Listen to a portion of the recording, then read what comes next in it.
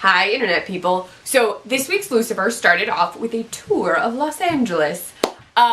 Lucifer has decided that Amenadiel needs to understand how amazing Los Angeles is, so he takes him on this bus tour, and the bus tour is awful, and the tour guide is on his phone the entire time, and Lucifer, like, hijacks the tour and starts talking about things he knows about the city, like key drug dealers and sex clubs. And the tour gets very excited, but Amenadiel totally dips out. And Lucifer's like, why isn't he as excited? And he mentions it to Dr. Linda, and she's like, I don't know. Dr. Linda and Lucifer throughout are discussing why Lucifer has decided that Los Angeles is officially his home now, because he's never actually said it. And so they're working through that, like, throughout the episode. There's discussions of what makes a home, what is a home, that kind of thing, which is really cool. But after the tour, Lucifer winds up at crime scene, and it's a really fancy house. Lucifer is sitting on a throne briefly until Chloe tells him to get off, and we find the super wealthy owner face down in a plate of food with glass all over him. And Ella notices that he was rapidly exsanguinated, and it's because there's a piece of champagne flute like shoved inside his throat. And she says that his champagne was popped, which is funny. Or popped his champagne. Champagne was popped. I'm not as funny as Ella, I'm sorry. Her reenactment was super funny though. And they can't get prints unless she puts the glass back together. So she's literally like, that's what super glue is for. So she literally is piecing together the entire busted champagne glass.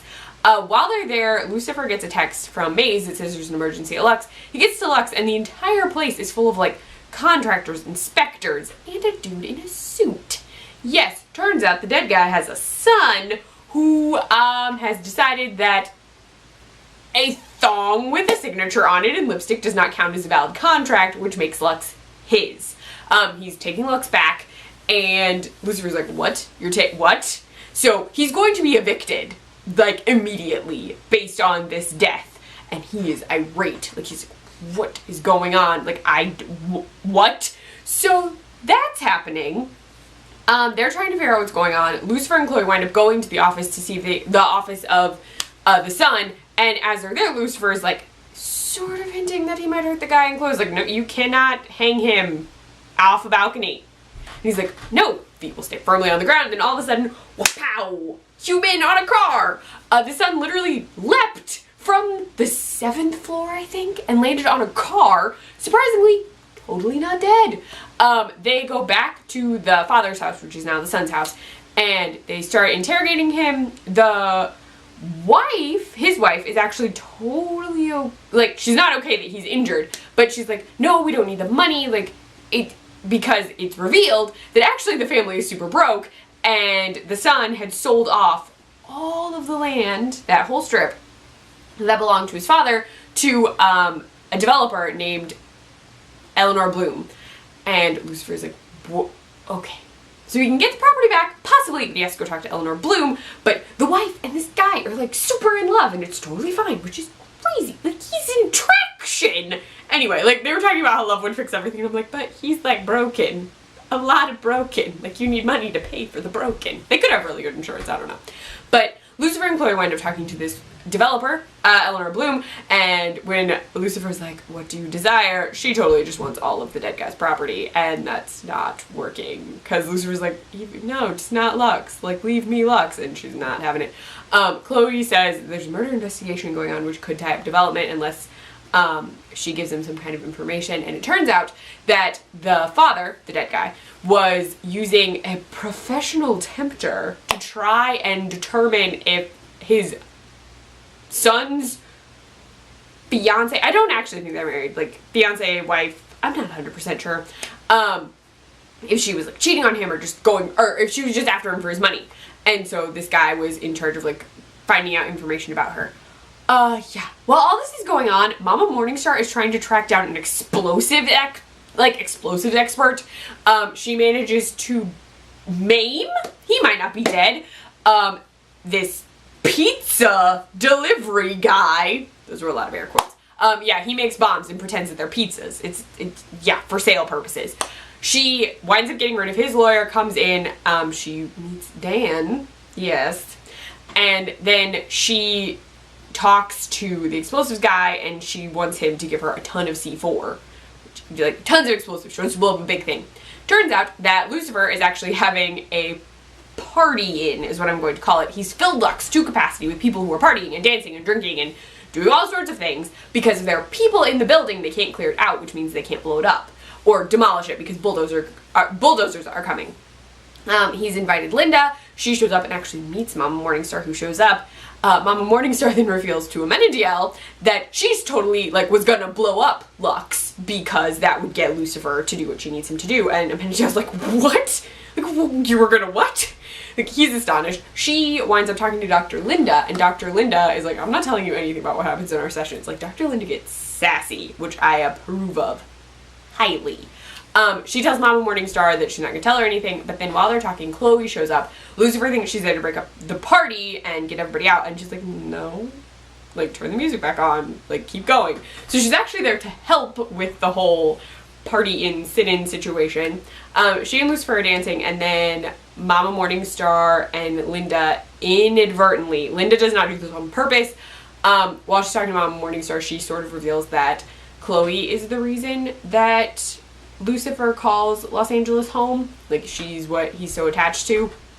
Mama Morningstar leaves, and we later see Maze and Amenadiel follow her down because there's, like, secret prohibition tunnels underground that have, like, extra bars, which I had no idea about. They follow her down and she's meeting someone and they don't know who. Turns out it's Dan. Yeah, it's Dan. No one was expecting Dan. Nope, wasn't expecting Dan. Back upstairs, Lucifer has given Chloe a history lesson of Lux because it was actually a club before he bought it. So a lot of, like, famous people have been there, a lot of things happen there. It's had a lot of historical happenings. Yes, this will be important. Keep paying attention to that historical thing. Then they go out because she wants to talk to the Tempter. The Tempter reveals that he actually made up all of the evidence. Like, the fiance is actually a wonderful woman who really loves the dead guy's son. They then go back to talk to the couple. While they're in transit somewhere in there, Dan and Mama Morningstar have a date that makes Amenadiel super uncomfortable, which is why I'm making a face in this thumbnail, because he's literally like, and Maze is loving it. Like, she's taking tons of photos of him making the face, and she wants to follow Dan and Mama Morningstar and find out, like, and watch them, and she wants Amenadiel to come, and the whole thing turns into this, like, ew, it's so gross, ew. It's really funny. And Maze is wearing a shirt from the comics. Leslie Ann Bright pointed out. She was like, keep an eye out, it's gonna happen. So that was really cool. So Mama Morningstar and Dan sleep together. Yeah, that happens.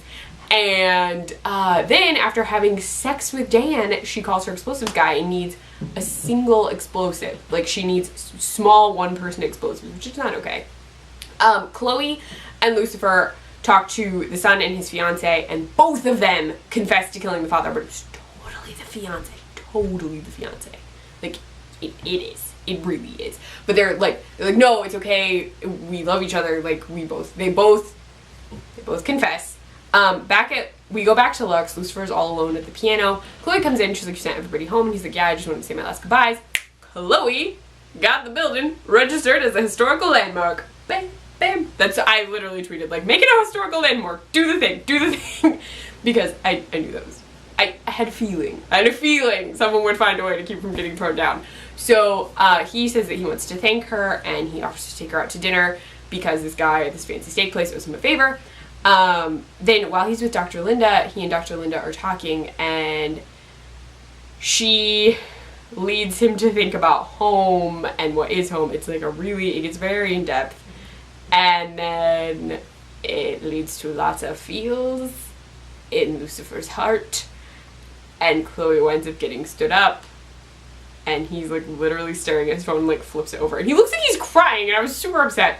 Then Chloe comes outside, and we see a thing under her car. Mama Morningstar has a detonator, and if she blows up Chloe, I swear to Lucifer's dad, I don't even know.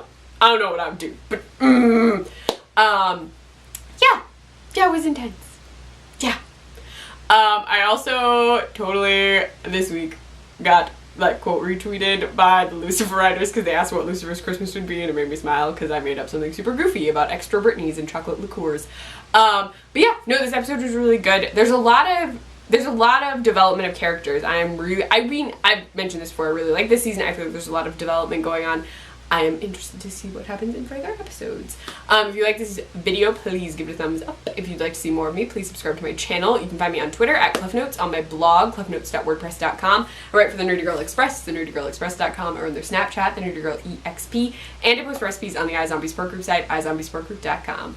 Bye, Internet people.